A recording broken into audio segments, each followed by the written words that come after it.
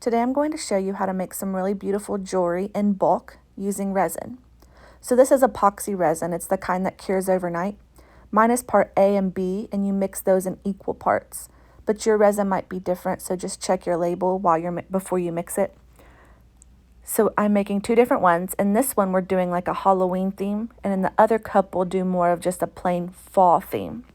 So for the Halloween theme, I put some yellow flowers, and they're all dried flowers, and then I tore the green stem up and put it in as well, so I wasn't wasting anything, and it gives it more texture.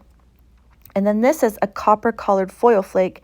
You know how you see a lot of people using the gold foil flakes, which I love, but for the Halloween theme, I thought the copper would look really pretty in it. And I put in this entire container of black glitter in there as well. And I'm mixing that up really well, and that one is finished, except for I'm just going to add a few more of the green stems. And that one's done, and we'll move on to the fall colored, which the fall color I think just is more of a delicate look, and you'll see what I mean. I'm starting off with these orange lily petals. They're dried, and anything I'm using in this video you can find in the description. I put the links on there. It's all from Amazon, and you can go on there and you can find what I'm using. This, I'm just tearing up the dried petals, and you want to tear them pretty small because some of the molds that we're using are really tiny, so don't really tear them too big. I love the way this turned out in the end. These are my favorite. The Halloween ones are fun, but I really love this fall one.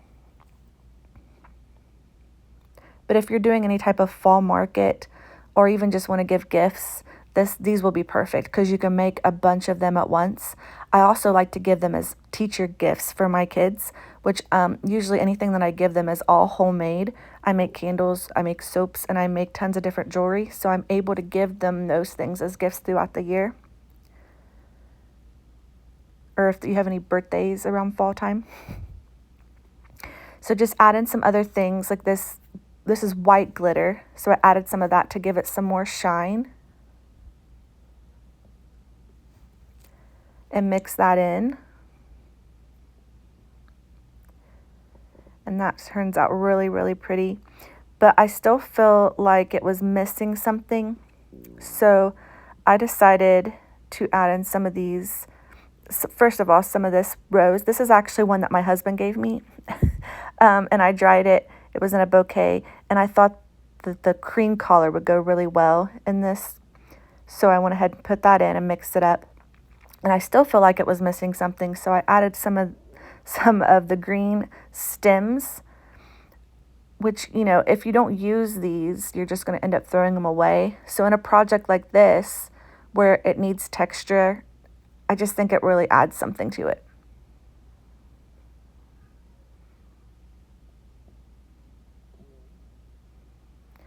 This is some of that green glitter flakes, and this completed it. I was satisfied once I put that in it. And I really love how those turned out. So here's the new mold I got. This came in a pack of 2. So both of these came in the same pack, which they were really affordable, and they make a ton of jewelry at once, which I love that. They're all circles, but they're different size circles. And I'm using my popsicle stick. It's a jumbo popsicle stick stirrer. And I put it directly into my mold with it. Now, when you get to the smaller ones, sorry if you hear my dog barking. Once you get to the smaller circles, I use a little dropper, and it makes it so much easier because you'd make a big mess if you tried to do it with the popsicle stick. But I'm going to link all that in the description as well if you need to know where I got those. So see how I'm using the dropper? It makes it so much easier. And if you want to, you can take a toothpick and take the little pieces of flowers at the end and add it into those little circles if you couldn't get any with the dropper in there. The important part about this is to make sure you fill it all the way full and don't overfill it. You'll have to do some sanding at the end if you do. So the one we filled in was the Halloween. Now this one is the fall. And you sell these, you know, both at the same time of year. So this is really great to do together, and you can do it all at once, and it makes the process so much faster. And then you just fill all those in like you did your other mold. Also, if you have a question about my accent, I'm from Appalachia.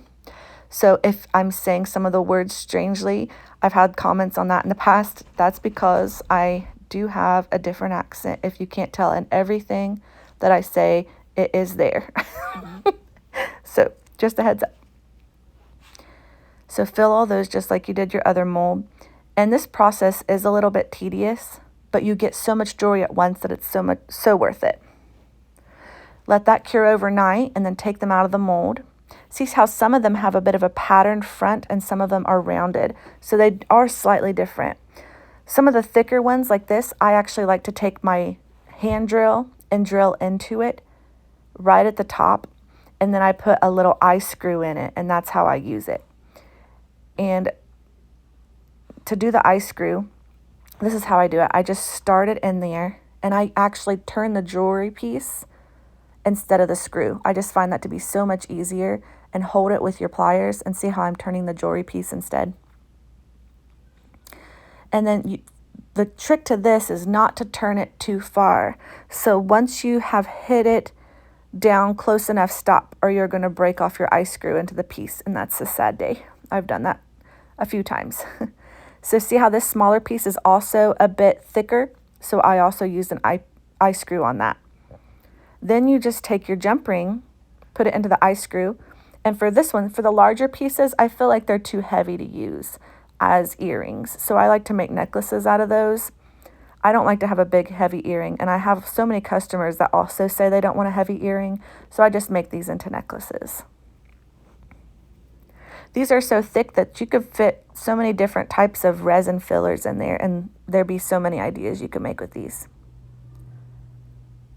Any type of charms or anything like that. It turned out really cute. So here's one of the fall themed ones we're going to do as well. Any of the thicker pieces I did with an eye screw. Mainly because they fit in there better and they're cheaper than the bails, which I'm going to show you how to do in a minute. It's a different process completely than the eye screws. Again, you're just going to put your jump ring in and then your corded necklace on top. I get these corded necklaces in a bulk pack, and they're really cheap, and you can make a ton of necklaces with them. And I'll have that in the description as well. They have a bit of shine to them, and they're definitely fall colored. I love them.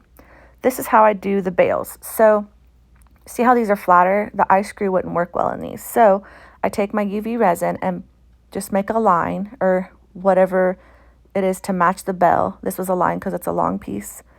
Then I hold it up so that it's not going to fall out and gently place it where it goes. And then I put it under the UV light just until it sets. That way I can do the finishing touch in a minute. And usually what I'd like to do is do those all at once. I match them up just like I'm doing now so that I know what one goes where. And I do all of those, and then I go on to the next project or the next step. I put a big dollop of resin, the UV resin, directly in the middle. And then I take a toothpick and I very gently go to all the edges, and I cover the back of the bell too. That's going to make sure that bell is absolutely not going anywhere. It can't budge. It's stuck. It's got UV resin underneath it. It's got it on top of it. It's not going anywhere. And this is kind of just similar to how you do the doming effect. And what I also love about this is you don't have to do any sanding or anything to the back because you have put that level of UV resin on the back. And you just keep on going and do that to all your pieces that you have the bell on the back of. And I'll put those in the description as well for the link. Just very gently. Now this process can also get tedious, but just keep in mind you get a ton of jewelry from this project. So you can make a great profit from this when you're done. And just keep on putting it under the UV light. And what you don't see in this video is me sticking these pieces over under the UV light in bulk as I'm going.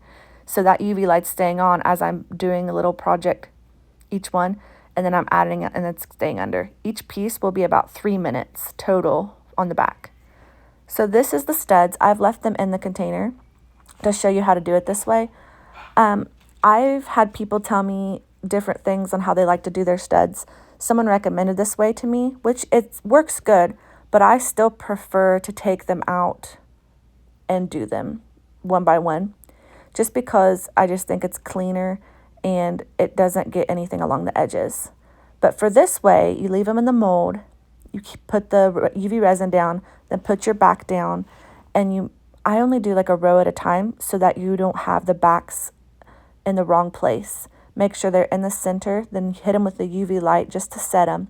Put more UV resin on top and just use your toothpick to go around the edges and very gently make sure the back is covered. And see, this way I feel like it could get a little bit out of the mold slightly. Now, I've also heard people say that they stick the back down into the resin when it's still curing, which you can do that, but I don't want my back to be visible, like in this type of earring where I don't have any mica powder or anything like that in it. Your earring will be visible, and I don't want that to show through if I can help it. So I prefer to put it on at the end. But there's so many ways you can do it, and you can do it however you want to, whatever is easiest for you. And you can do trial and error. So see, when you do it this way, you have to pick it off, sometimes even sanding the edges if you have to. Or you can take like a little paring knife, or I use seam ripper scissors too to get those little pieces off. But when you do it one by one out of the mold, you don't usually have those to work with. So they turned out really cute. And this is all the jewelry that we got out of our mold. And now I'm going to show you how I package my stud earrings. And so these display cards, they came in a huge bulk pack, and they don't sell them anymore, unfortunately. I get a lot of questions about where I got these, and they don't sell them anymore. It's so sad. I still have some because I buy them in bulk, but I do have other options I've already researched for when I run out of these, and I'll put those links in the description to give you some other ideas you might be able to use if you're wanting to make packs of stud earrings like this. I also have a lot of videos to tell you how to make different types of studs on my channel if you want to visit and check those out, because I've made a lot of different types of studs because they sell really, really well in these packs.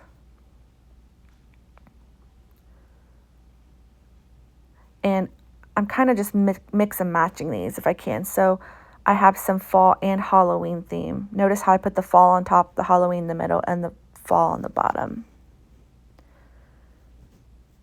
And then this pack of rubber backs, I love them. They last forever, and it's super, super cheap. And they last forever. And I like these better than the metal backs because they don't irritate my ears as much, and they stay on better, I think.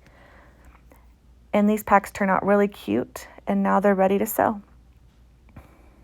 So these molds, I got this many packs of studs out of it. And then some of these I'm going to turn into necklaces, and some of them I'm going to turn into dangle earrings. So the bails, what's really nice about those is that you can put that corded necklace right through those, and you don't need a jump ring or anything. But now the dangle earrings, you will need to put a dangle jump ring in there and then an earring hook in there, and that makes your earring. It's as simple as that. So if you just do these things step by step, you will have a ton of earrings by the end of it. If I had to estimate the time I spent actively working on it, I would say about 3 hours.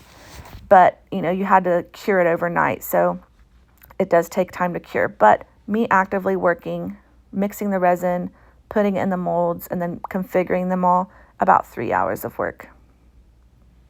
Now, if you're new, it might take you a little longer because you'll have to do some trial and error. But you could always start smaller if you're newer to resin, and then you could work your way up.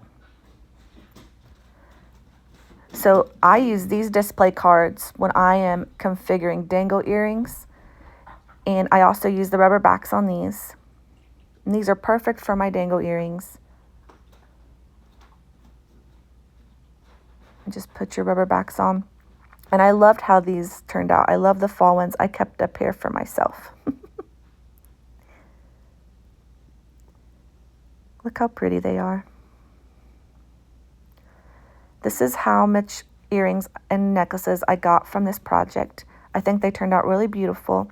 If you like this, I have a ton more projects on my YouTube channel. Please check it out. And I hope that you have a really blessed day, and I hope you enjoyed it.